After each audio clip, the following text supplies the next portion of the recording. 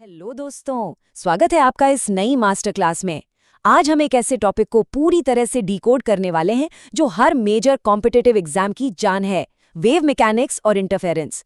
ये एक बहुत ही fast paced, high energy session होने वाला है।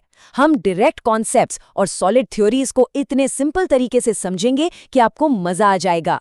तो पूरा फोकस यहीं बनाए रखिएगा, क्योंकि आज के इस एक्सप्लेनर के बाद वेव्स का पूरा कॉन्सेप्ट आपके दिमाग में हमेशा के लिए सेट होने वाला है। चलिए शुरू करते हैं। सेशन की शुरुआत एक बहुत ही मजेदार सवाल से करते हैं। सोचिए जरा, क्या बिना मैटर मूव किए एनर्जी ट्रैवल कर सकती है?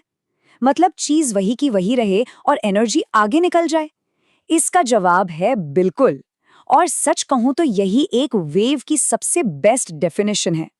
वेव असल में एक प्रोपगेटिंग डायनामिक डिस्टर्बेंस है, एक ऐसी लहर जो एनर्जी को एक पॉइंट से दूसरे पॉइंट तक पहुंचाती है बिना उस मीडियम के मास को वहां तक ले गए। वेव मोशन में पार्टिकल सिर्फ अपनी ही जगह पर वाइब्रेट करते हैं और एनर्जी आगे बढ़ती जाती है। ये फिजिक्स के सबसे फंडामेंटल और खूबसूरत आइडियाज में से एक है। तो आज हम क्या क्या कवर करने वाले हैं, फटाफट देखते हैं। पहला, वेव्स, एनर्जी इन मोशन। दूसरा, मैथमेटिक्स ऑफ वेव मोशन। तीसरा, ह्यूगेन्स प्रिंसिपल। चौथा, सुपरपोजिशन एंड इंटरफेरेंस। पांचवा, द डॉपलर इफेक्ट। और आखिर में एक क्विक रिवीजन। ये सारे हाई यील्ड टॉपिक्स हैं, इसलिए ध्यान से सुनिएगा। तो चलिए सीधे जंप करते हैं अपने पहले टॉपिक पर, वेव्स, एनर्जी इन मोशन। देखिए, मैकेनिकल वेव्स बेसिकली दो टाइप की होती हैं। पहली है ट्रांसवर्स वेव्स। इसमें मीडियम के पार्टिकल्स वेव की आगे बढ़ने की डायरेक्शन के बिल्कुल परपेंडिकुलर यानी 90 डिग्रीज पर वाइब्रेट करते हैं। सबसे जरूरी पॉइंट जो एग्जाम्स में बार बार पूछा जाता है वो ये कि ट्रांसवर्स मैकेनिकल वेव्स सिर्फ सॉलिड्स और लिक्विड सर्फेसेस पर ही ट्रैवल कर सकती हैं, क्योंकि इनके लिए शेप की इलास्टिसिटी होना बहुत जरूरी है। दूसरी तरफ आती है लॉन्जिट्यूडनल वेव्स। यहाँ पार्टिकल्स वेव के आगे बढ़ने की डायरेक्शन के बिल्कुल पैरेलल वाइब्रेट करते हैं। साउंड वेव्स इसका सबसे बढ़िया एग्जाम्पल है। और खासियत यह है कि ये सॉलिड्स, लिक्विड्स और गैसेस तीनों मीडियम्स में आराम से ट्रैवल कर सकती हैं। इन कंडीशंस को बिल्कुल टिप्स पर याद रखना है। आगे बढ़ते हैं हमारे दूसरे मॉड्यूल पर, मैथमेटिक्स ऑफ वेव मोशन, क्योंकि बिना मैथ्स के तो फिजिक्स पूरी हो ही नहीं सकती। अब इस वीआईपी इक्वेशन को ध्यान से समझिए। y = a sin kx - omega t।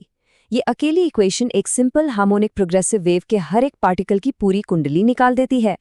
यहाँ जो y है वो पार्टिकल का डिस्प्लेसमेंट है किसी भी टाइम t पर। a हो गया हमारा एम्पलीट्यूड यानी मैक्सिमम डिस्प्लेसमेंट, k है वेव नंबर जिसकी वैल्यू होती है 2π/λ, और ओमेगा है एंगुलर फ्रीक्वेंसी। ये equation rank deciding numerical solve करने की सबसे बड़ी चाबी है, तो इसको भूलना नहीं है। इसी मैथमेटिकल कॉन्सेप्ट को अगर हम थोड़ा और एडवांस लेवल पर ले जाएं तो हमें मिलती है डिफरेंशियल वेव इक्वेशन। ये एक second order linear partial differential equation है, और ट्रस्ट मी, क्लासिकल फिजिक्स और मॉडर्न इंजीनियरिंग में इसका बहुत ही बड़ा रोल है। किसी भी स्ट्रिंग, साउंड या लाइट वेव का मैथमेटिकल नेचर और उसकी प्रोपगेशन स्पीड डैलम्बर्ट ऑपरेटर का यूज करके इसी इक्वेशन से निकाली जाती है। इसे समझना मतलब फिजिक्स के डीपर सीक्रेट्स को समझना है। चलिए अब चलते हैं मॉड्यूल 3 पर, Huygens principle and wave fronts. Maths हो गया, अब थोड़ी थ्योरी देखते हैं। 1678 में क्रिश्चियन ह्यूगेन्स ने एक कमाल का प्रिंसिपल दिया था, ये बताने के लिए कि वेव्स स्पेस में आकर ट्रैवल कैसे करती हैं। इसे 3 बहुत ही सिंपल स्टेप्स में ब्रेक डाउन करते हैं। पहला स्टेप, किसी भी वेव फ्रंट का हर एक पॉइंट एक नए सोर्स की तरह एक्ट करता है। दूसरा स्टेप, इन नए सोर्सेस से आगे की तरफ सेकेंडरी स्फेरिकल वेवलेट्स निकलने लगती हैं। और तीसरा स्टेप, जब ये सभी वेवलेट्स आपस में इंटरफेयर करती हैं तो इनका एक कॉमन टैंजेंट बनता है जो एक नया वेव फ्रंट बनाता है। इस ब्रिलियंटली सिंपल थ्योरी ने आगे चलकर रिफ्लेक्शन और रिफ्रैक्शन दोनों को परफेक्टली प्रूव कर दिया था। ये तीनों स्टेप्स बोर्ड एग्जाम्स में कंफर्म मार्क्स दिलाते हैं। अब आते हैं चौथे और सबसे इंटरेस्टिंग पार्ट पर, सुपरपोजिशन और वेव इंटरफेरेंस। क्या होगा जब एक ही मीडियम में 2 वेव्स आपस में टकराएंगी?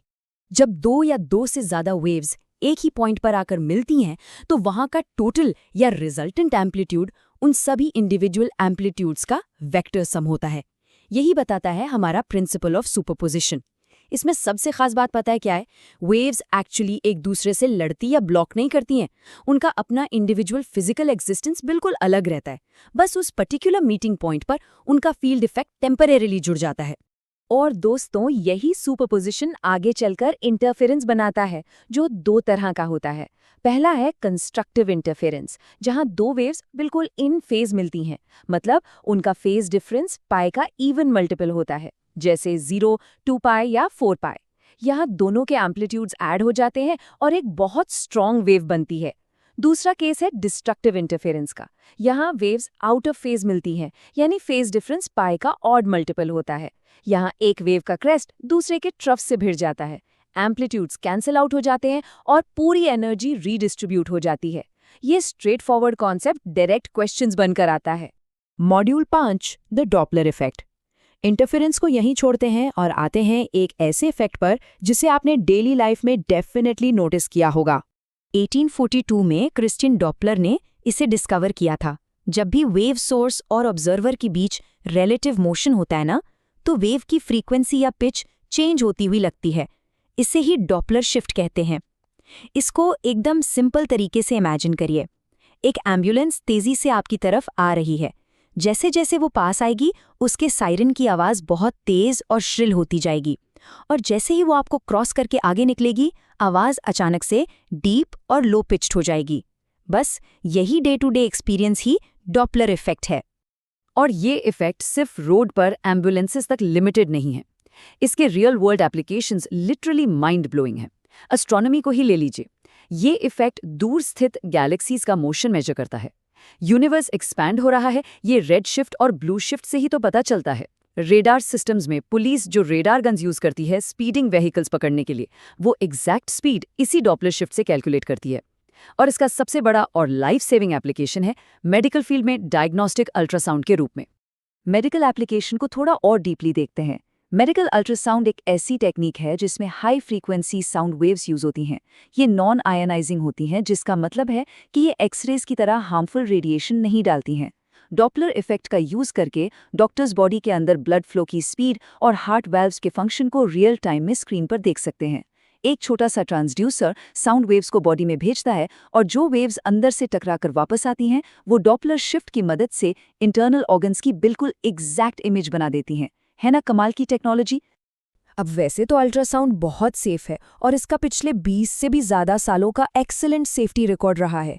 फिर भी FDA की कुछ स्ट्रिक्ट गाइडलाइंस होती हैं इसके लिए, क्योंकि ये साउंड वेव्स टिश्यूज़ को थोड़ा बहुत हीट अप कर सकती हैं। इसलिए एलारा प्रिंसिपल फॉलो किया जाता है, मतलब as low as reasonably achievable. सीधी सी बात है, सिर्फ उतनी ही एनर्जी यूज़ करनी चाहिए जितनी टेस्ट के लिए ज़रूरी हो। और हाँ, इसका इस्तेमाल सिर्फ और सिर्फ एक ट्रेंड हेल्थ केयर प्रोफेशनल को ही करना चाहिए। और आखिर में मॉड्यूल 6 क्विक रिवीजन। फटाफट इन सारे कॉन्सेप्ट्स को अपने दिमाग के हार्ड ड्राइव में सेव कर लेते हैं। इस समरी टेबल को बिल्कुल दिमाग में छाप लीजिए, एक मेंटल स्क्रीनशॉट ले लीजिए इसका। हार्मोनिक वेव इक्वेशन क्या थी? y = a sin kx - omega t। Superposition का रूल, नेट एम्पलीट्यूड सारे वेक्टर एम्पलीट्यूड्स का सम होता है। कंस्ट्रक्टिव इंटरफेरेंस कब होगा? सिंपल, जब फेज डिफरेंस पाई का इवन मल्टीपल हो, और डिस्ट्रक्टिव इंटरफेरेंस जब फेज डिफरेंस पाई का ऑड मल्टीपल हो। ये चारों पॉइंट्स एग्जाम्स में आपको डायरेक्ट सॉलिड मार्क्स दिलवाने वाले हैं। आज की क्लास एक बहुत ही पावरफुल थॉट के साथ एंड करते हैं। Waves are the dynamic manifestation of a field, just as true potential is the dynamic manifestation of perseverance.